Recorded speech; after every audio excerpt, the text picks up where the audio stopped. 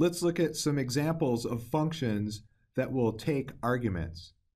The print statement can take 0 to many arguments. And here's an example of the print statement with 2 arguments. The first argument is the string hello, and then there is a comma which separates the next argument, which is world string. And so print statement, that just sends whatever strings are in there to standard out. So we can go and run that cell and we see hello world like we expect. But print is unique in that it can take a variable amount of arguments, including 0 arguments. So let's run that cell now, and we see now there's an extra space there, and we can even call print with 1 argument,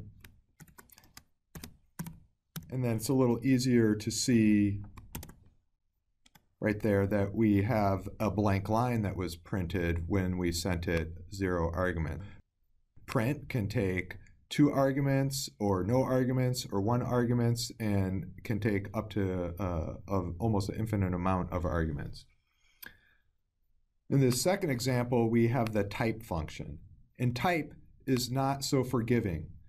It will take exactly 1 argument of an object and tell you its type. In this case, we put a number, 2.2, in there. And another thing about type, it doesn't have the same behavior as print. It doesn't put its answer out to the standard output. It just returns a value.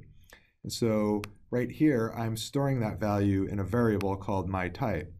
And so let's look at how type will work. So if I hit enter, then type will return its value into the myType variable, and then we can run myType and see what was in there, and yep, 2.2, that's a float.